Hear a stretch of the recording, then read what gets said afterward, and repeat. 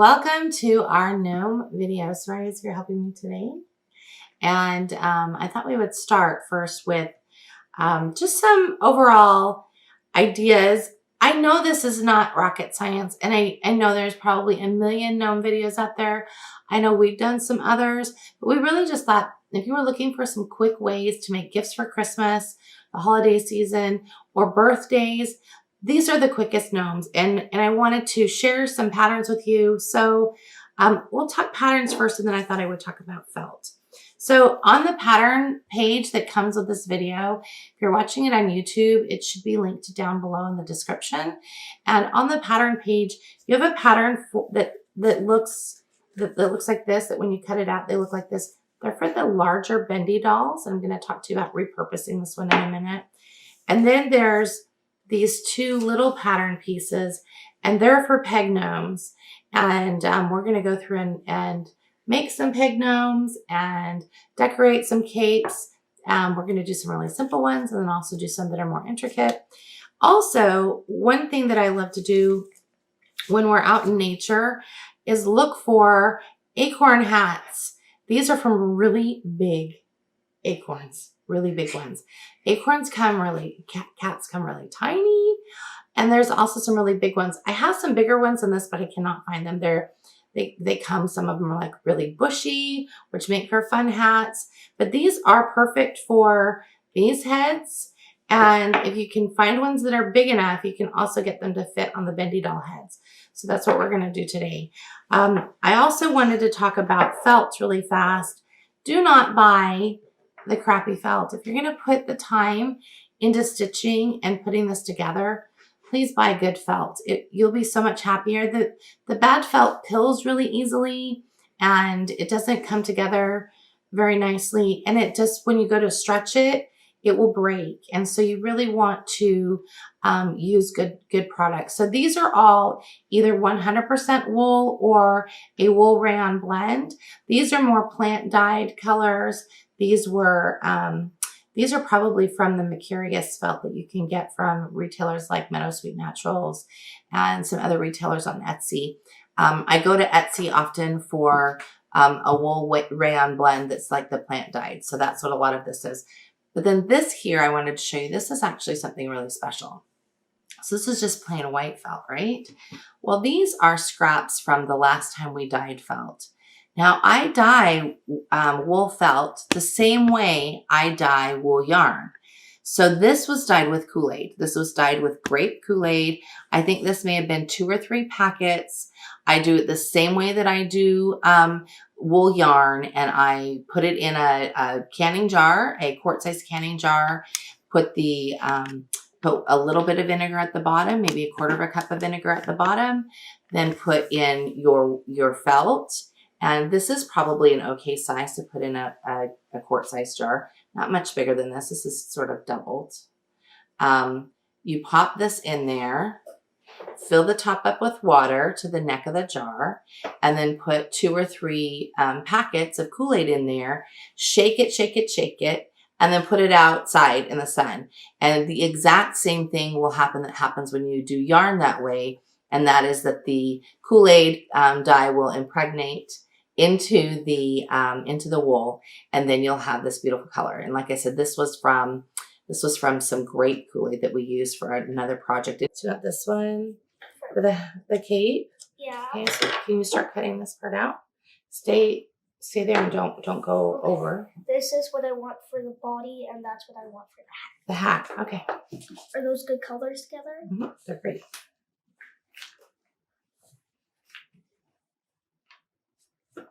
Like this? Mm-hmm. Just stay close to the line. Be careful.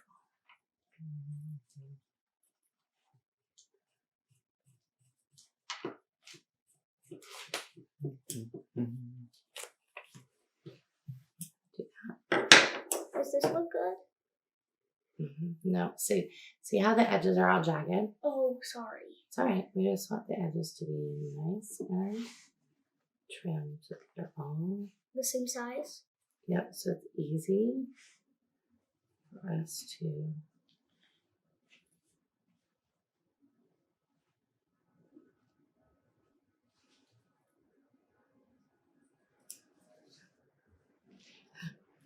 Okay, so do you want to be very careful and cut that?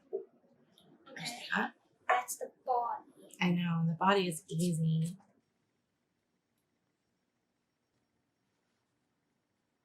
So just do this. When are you going to make yours? Okay, so then you're going to hold it on there. Hold it so tight. Okay, you draw this up. Just hold the ends down. Okay, so I also wanted to point out really quickly, you saw that Sariah was using, these are really good Ginger sewing scissors. She's 8.5. She's had these scissors for probably almost a year. I trust my kids that are doing a lot of handwork with me on a regular basis to have good implements. And these are really sharp and expensive scissors, but she takes really good care of them, don't you? So she takes, and this is what you need for cutting felt. You won't want to use stuff to cut paper. You'll be really mad at yourself. So we use things like these, and we also have some other little trim tiny scissors. So one of the things I wanted to do was show you how to repurpose some gnomes, just in case you haven't thought about doing this. These are gnomes that I made years ago. If you have our kindergarten curriculum, then you see these gnomes in the kindergarten curriculum. These were, they were knights then when Samuel was all into knights. And so he's not into knights anymore, and they've been in my sewing basket for a long time. So I'm going to repurpose this guy and give him a new cape. So I'm just going to trim off his cape here. Okay, take off his cape. And I'm going to cut off his outfit. These have had a lot of play. There's a little bit of pilling on them, but overall not so bad. Its neck is long. It is. His neck is really long, isn't it? Because So you won't see it. You won't see it. So this is what he looks like underneath. And actually, because the pants were covered up by the tunic, I think I'm going to keep the same pants. But these are this is the pants that come from this pattern that's on your pattern piece. Now the tunic here that we used is the same tunic that's from this, but I'm going to choose something different. And I don't know what we're going to do, but it's going to be a lot more fun and cheery, I think, than a grouchy old knight. Yeah. Right? And Sariah's making, you said, a water and garden gnome? Mm-hmm. Okay, so she's going to get started on this. I usually like to do a blanket stitch around the edge. So that's what you're going to do, right? A blanket stitch? Maybe. And, oh, maybe. And then she's going to decorate it. So one thing that I usually do, and Sariah was all surprised, but she said, should I tie a knot in the end? And I don't tie a knot because felt is thick enough that you can embed the end right within the felt. All right, so what I like to do, and this is the wrong side of the cape. So this will be the right side. This is the wrong side. I try to gauge where I want it to come up, and I want it to come up right about here. So I start, and you can see it's in between those layers, but you can't see the needle on that side or on this side. So I want it to come up right about, nope, that's too far. Oh. Right about there. All right, so you see there's all this space. And when I do that, I can pull the thread and I can stop it right there. So no knot is needed. And I can flip it over and I can start the blanket stitch here.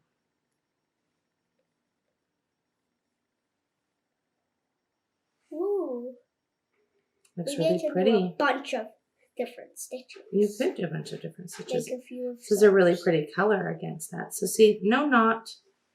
There's just a little stop. There's just a little, and that's going to be on the inside so nobody will see it. It will be like it's invisible. It will be like it's invisible for sure. Okay, so I cut out what's going to be the top. I wanted to say something about this pattern. It could be a top, and then it could also be a jacket if you cut all the way down on the pattern like it's shown.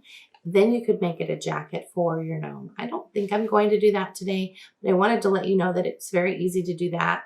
You might want to make the piece a little bit bigger so it will fit over the jacket in case you have any bulk. But so I have cut it out. I made it a little bit shorter because it's not going to be a tunic. It's going to be more like a shirt.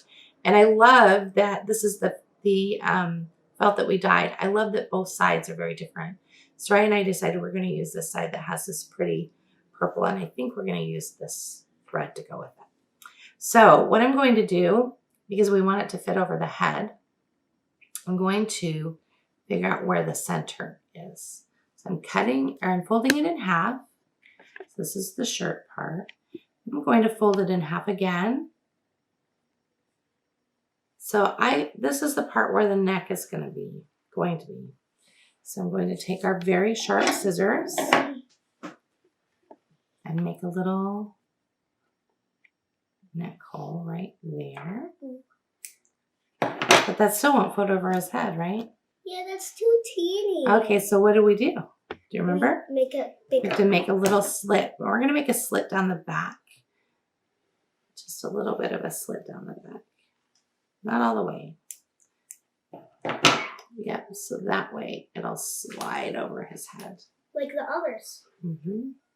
At this point, I will look at the doll and see if there's other adjustments that need to be made. Like I'm looking at it and the sleeves look a little bit too long. The length of the shirt looks like it'll be perfect. So I'll trim up the sleeves a little bit. Looks like the sleeves are about a ½ inch longer than I want them to be. You also could paint these dolls. We've done that before. Yeah, I did that. Yeah, we've done that before. I would use maybe some, simple acrylics to paint the skin and the hands. We use colored pencils just to do the feet. We've also used watercolor to do the feet. Wood takes watercolor really nicely, but it doesn't look the same as it would on paper. So keep that in mind. They're going to be a little bit different. I think we might because Daddy made these faces. Do you remember when you made these faces, Daddy, forever ago? Yeah. So we'll probably just darken up what was already there for this gnome. So I'm going to do a lot of decoration on this shirt. And I wanted to start with some very, very tiny blanket stitches. This will be the back so that it kind of gives a decorative base. You could be super simple with these or you could be really intricate, but I wanted to show you one book where I got started years ago. And I'm going to warn you, if you like handwork, it's kind of like a gateway drug. But there's this book, Felt We Folk by Sally Maver. Years ago, I started with this book. Like I look at the address on the inside because I always kind of anal. I write my name and address on the inside of my books. This is the 14th Street house in Idaho Falls. I've had this book for a lot of years. I like it because this is the classic flower fairy comes from here. The reason why I turn to this book again and again is because she's very, very detailed on her dolls. Very detailed. And that's sort of where I gained a love for having detailed work and in my gnomes. So you could really spend a lot of time going down some deep dives with these gnomes. So you can have simple fun or really detailed fun, but it should be fun. Make sure it's fun. So we are we're finishing some things up, but I wanted to show you she made a face on her gnome that she didn't like. So we just sort of turned the cape a bit so that she can have a new lace for the face. So we'll use some don't be, it's okay. It's just the face doesn't look good. It's all right. We're going to use some hair to cover it up. So she's working on her hat right now. So that we're going to set that back over there. Okay, and this is the shirt that I worked on. I went ahead and did a lot of decoration. I like to get really intricate if I'm making a gnome that I'm spending some time on. So this is going to go on our little bendy doll body. And remember we had this sort of slit in the back. I went ahead and did tiny blanket stitches all around it just to sort of give it some extra interest. But now, once it goes over the head, I'm going to stitch it up just a little bit. It's going to go over the head. So this is what it looks like right now. It kind of looks like it's wearing a poncho, but it's not. Oh no. It's not. So we're going to, I'm going to do a tacking stitch right here to close up the back. And then I'm going to just do a very quick whip stitch on the sides and on the arms. Okay, so this is Sariah's done little gnome. We have the hat a little off center. These were covering up that spot where she's going to redo the face. We did a little braid. I wanted to show you with the hat, you might want to make it just a tiny bit bigger if your gnome has hair, because then the hat will not easily fit over the head. So we recut it and we made one that was a little bit bigger. And then I started at the top and I stitched down and then end the stitching on the inside. Often I will also blanket stitch around the outside just for more decorative. But this is how her gnome turned out. This is a little hammerhead shark on top of her ocean gnome, right? She has waves on the back of her gnome cape and this pretty blue mermaid-like hair. So she's going to work on a face, right? Okay. All right. So now we are on our simple gnome. One thing that I really like to do, if you just need to make a bunch of gnomes and you need to be super simple and fast, really like using variegated yarn. I really like variegated yarn. Me too. Right? Because it makes things pretty without having to go all crazy. Also, I wanted to tell you that the gnome patterns that you have, came with the video, are the same gnomes from our Math Gnomes set. So you won't have the king, but he's pretty easy. You just need to enlarge the cape and make a crown. But these guys are like more than 15 years old. They're the original ones that I made for our oldest. It's almost 23 now. And they just have the symbols stitched onto the back. So it's the same pattern. You can see this one, his hat's shrunk because some baby, one of our babies, sucked on it and felted the hat to the head. Yeah, it's a perfect size to stick in a baby's mouth. So this is a good example of where I took and made a blanket stitch decorative border on the hat. And where I would have done that is I would have stitched up the back first and then gone around the brim of the hat and then tied it off there at the back and the bottom. These are glued on that way. And these, I don't think they've ever been, these are more than 15 years old. I don't think I've ever had to re-glue them. So just plain old school glue works. So when you get to this point, often people will send me a message and say, oh, it won't fit. I don't know how to make it fit around there. So this is what I do. So we still have thread on this side. Just finished my blanket stitching. This is the inside, you can see, because that's where I embedded my yarn. And here's the back of him. So I take this and I take this around the neck. And it doesn't look like it's going to fit. But the beautiful thing about wool felt, this is why another reason why you should not do this with craft felt, is that it stretches. So you can see my needle is just a little bit in there. And then when I pull it tight, it comes together. So do a couple of stitches. Like that. Yep. And then his cape comes all together at the front. And then it has a bunch of it on the back. Yep. Sort of almost makes it look like he's got a pin or something on the front that's holding it in steady. Instead of you sewing it. Yep.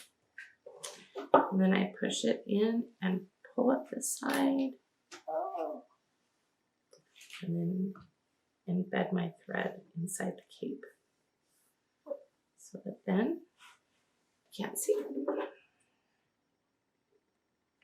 And you won't be able to see it anyway. Nope, it's all in there.